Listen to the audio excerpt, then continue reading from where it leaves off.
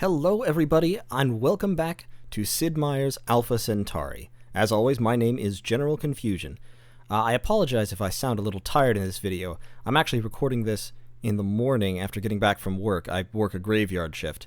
So it's about 8 in the morning right now, and I'm about ready for bed. But in any case, I need to get this out. This is my second try recording this. The first time when I uploaded it, I ran into some copyright issues, apparently with the music. So I've turned that off. Fortunately, the music is not a big part of this game. It really only shows up, it only really even shows up on the main menu where it is obnoxiously loud. Otherwise, there just isn't much music, so that should be fine. Anyway, so the vote for which faction we were going to play as, I only got one vote on the YouTube page itself, which is, I understand, people don't like to comment really.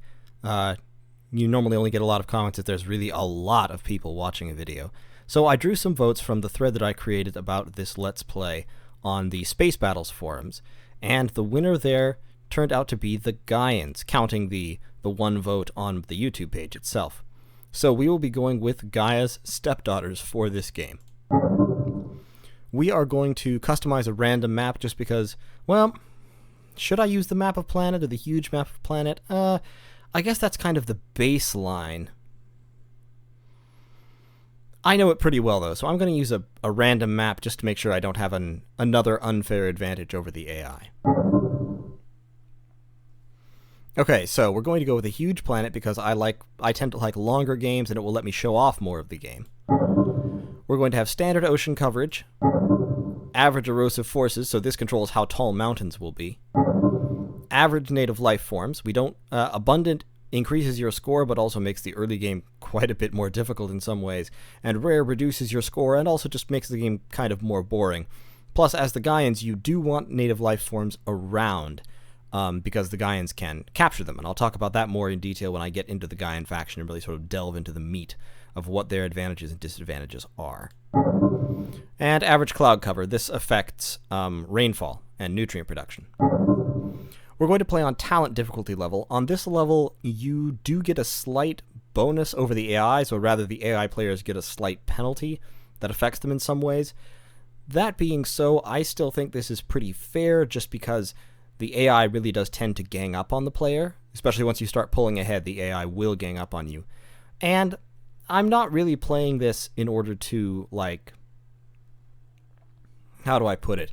I'm not playing this in order to I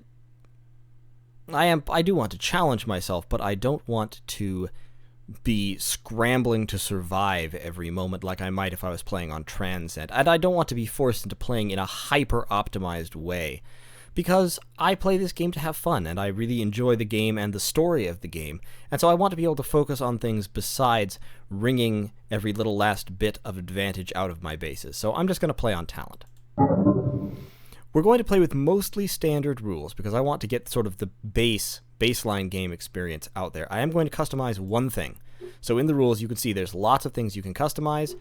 You can allow yourself to choose the starting location. You can slow down tech research. You can steal technology when you conquer a base. You can affect whether or not you can choose which technology you're researching or only choose general categories. The only thing I'm going to change out of here is I'm going to leave do or die isn't normally on. This is on because I started the game earlier just to test that my recording setup was working.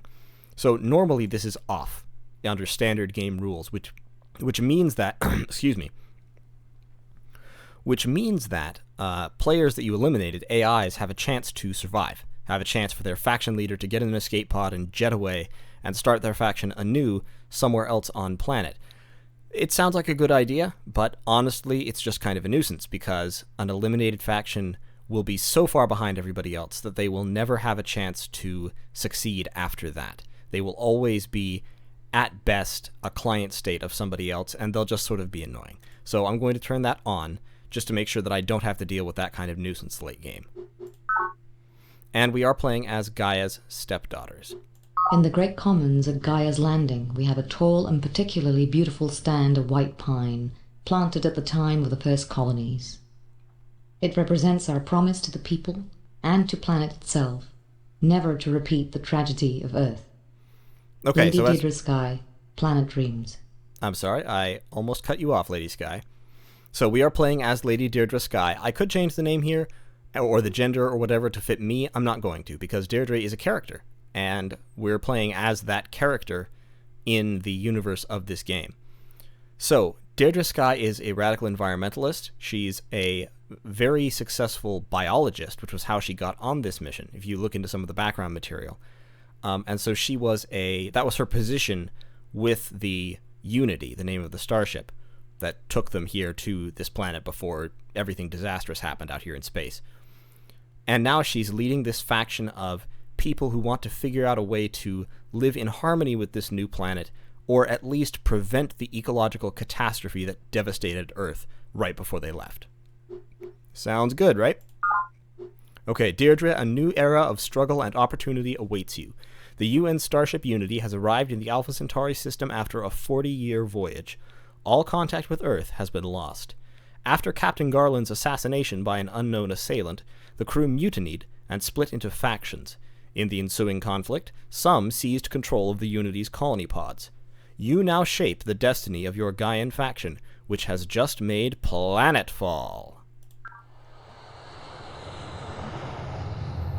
Okay, so our first base, Gaia's Landing. I'm just going to go with the standard names for the bases in this playthrough. If somebody wants me to rename the base, you can rename a base. You can put in a request, and I'll see if I want to rename the next base after your funny idea. But otherwise, unless I get requests, I'm just going to leave them as the defaults, because I think the defaults are kind of interesting. Okay, so here we are in Gaia's Landing. It was cutting my name off for some reason there.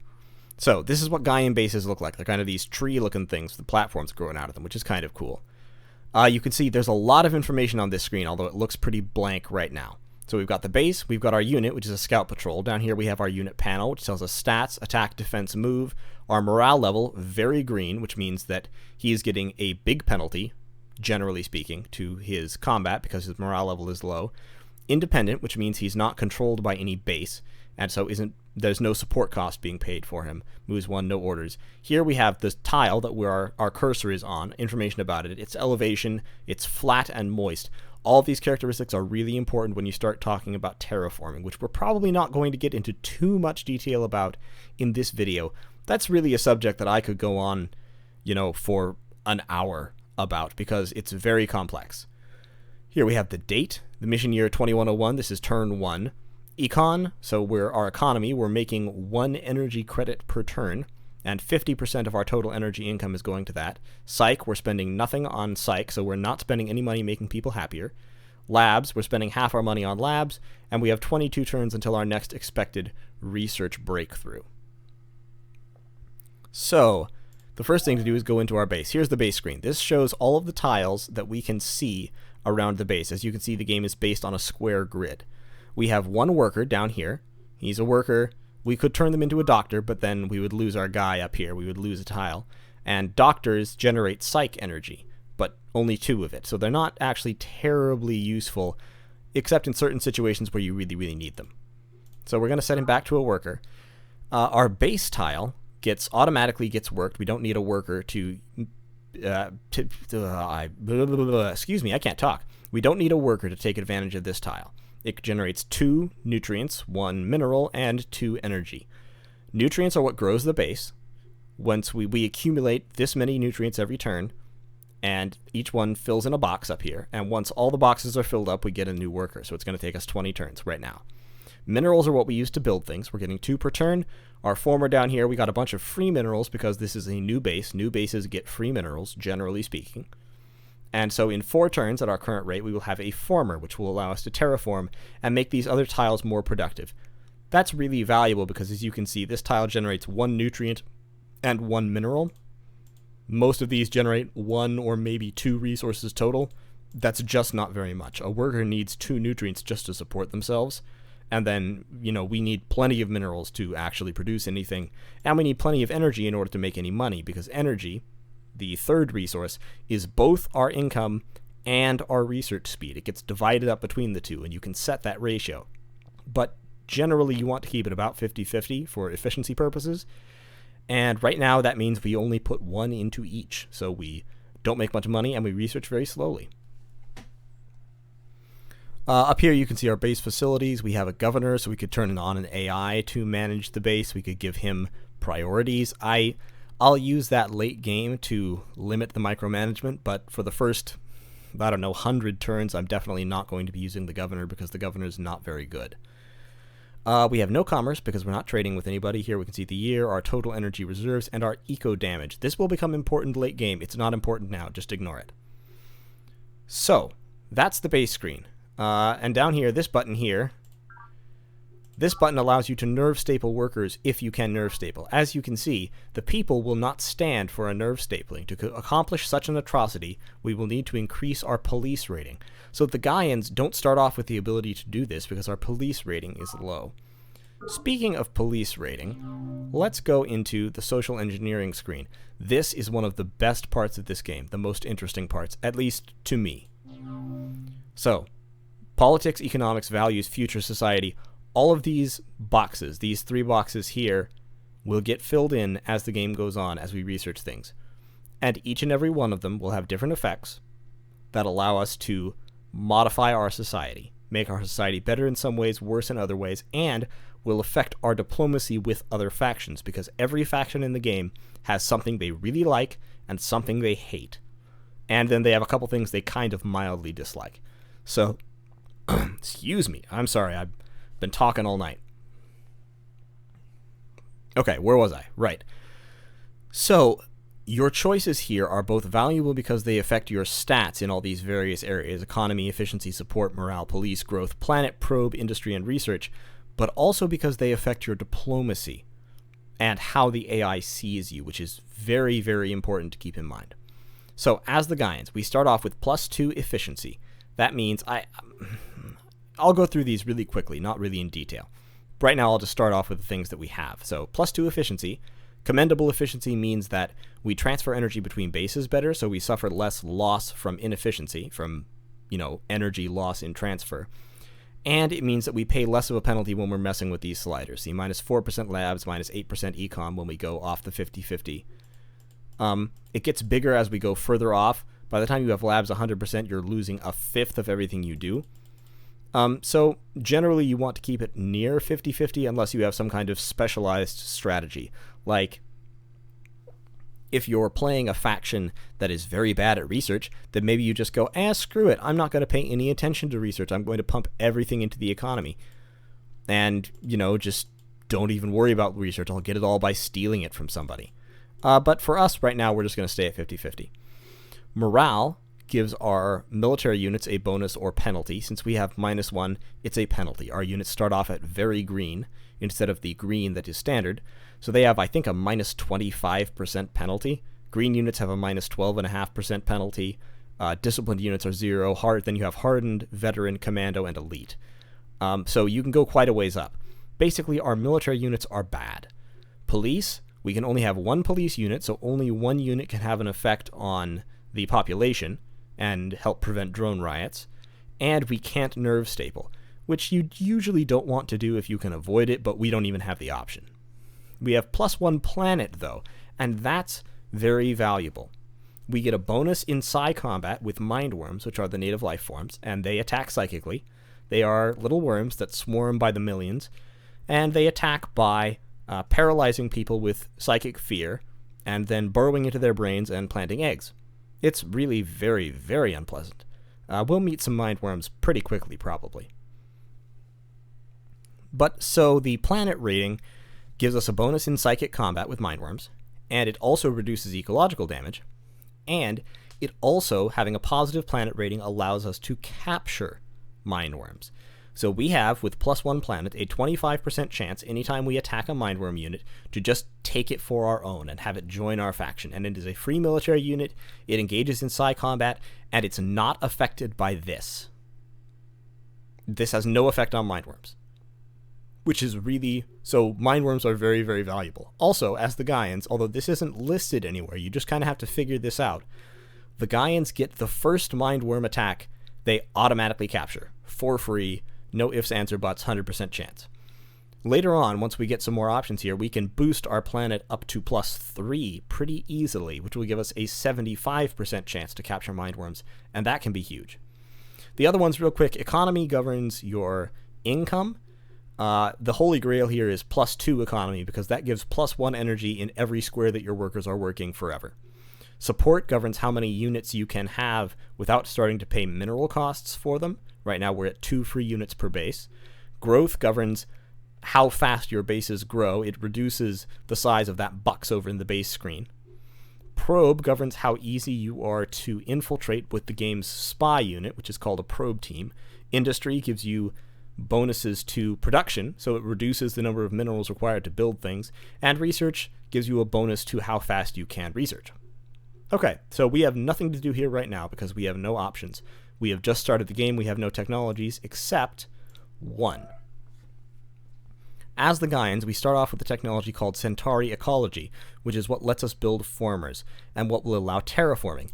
It also lets us build this, the weather paradigm. This is a secret project. I didn't mean to do that. I want to, go to the data links. So the weather paradigm, it costs 200 minerals, which is a huge amount at the moment. It increases terraforming speed by 50%, and it lets us build all these advanced things that normally you can't do. It also lets us raise and lower terrain. Yes, the terrain in this game is 100% deformable. You can build mountains, and you can lower ground into the sea if you want, or you can just flatten it out.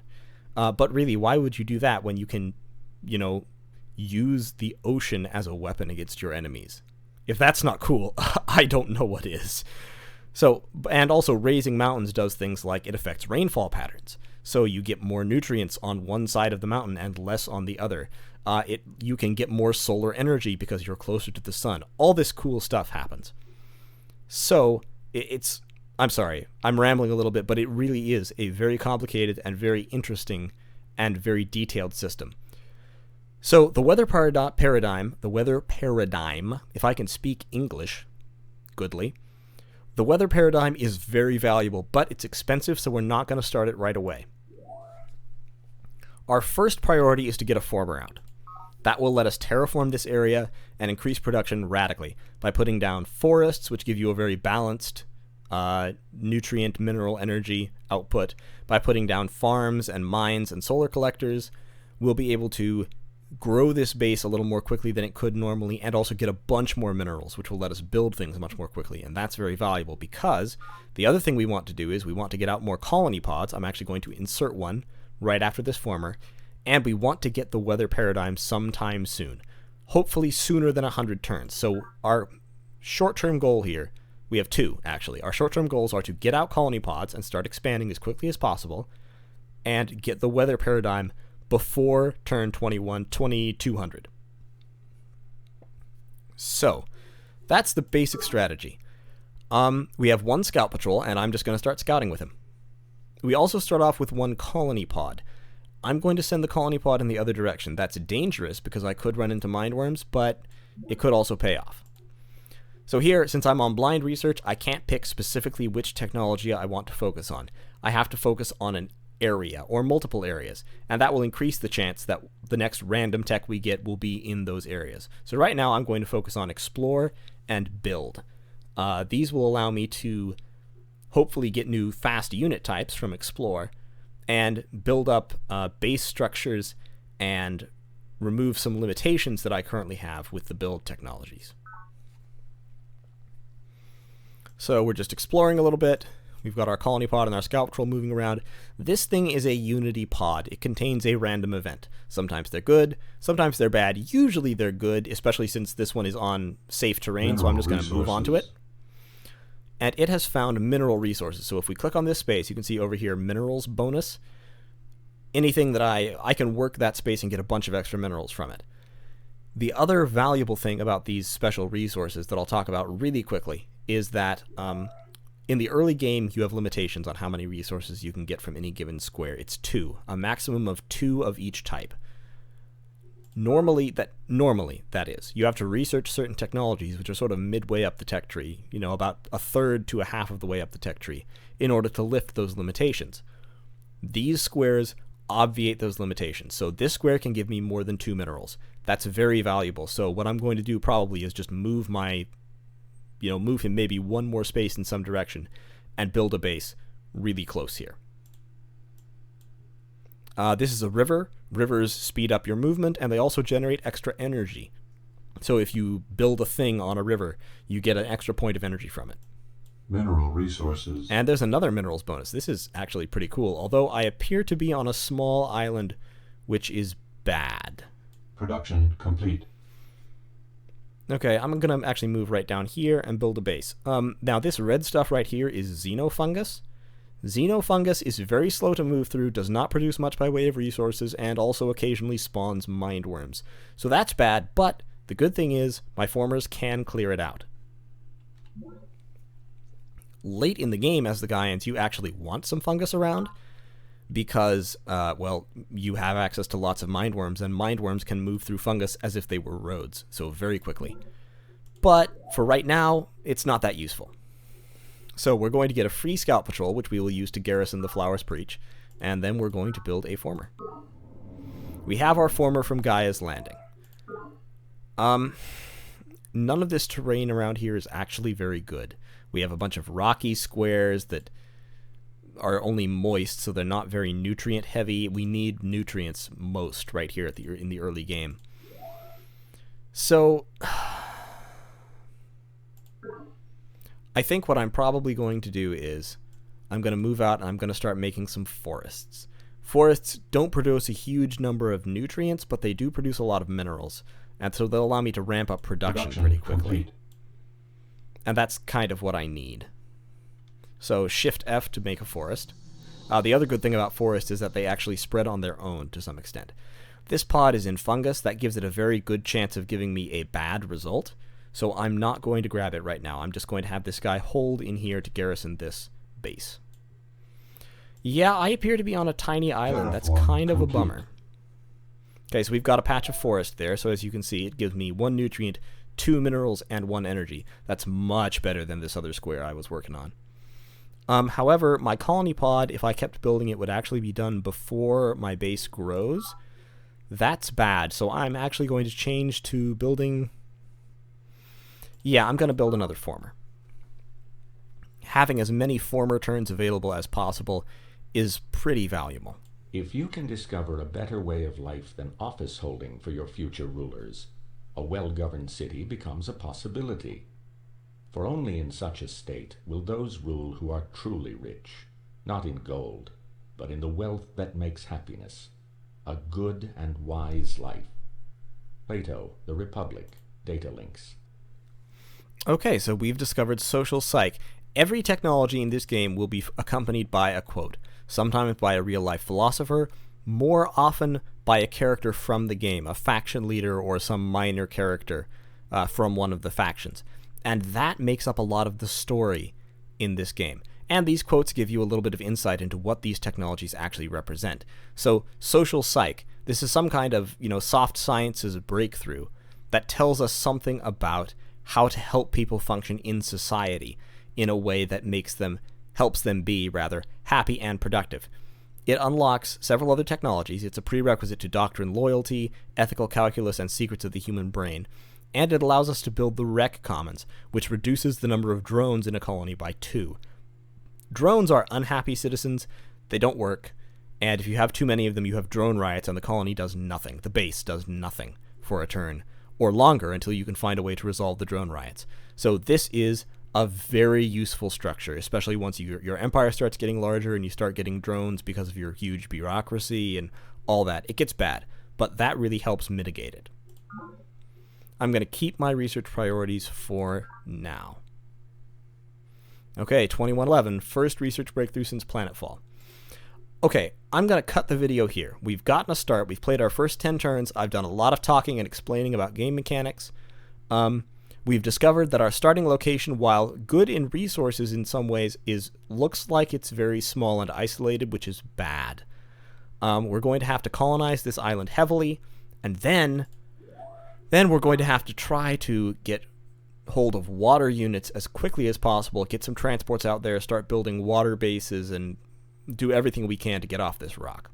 So anyway, thank you for tuning in. I really hope you enjoy this because I really enjoy it. I'm sorry, wrong button.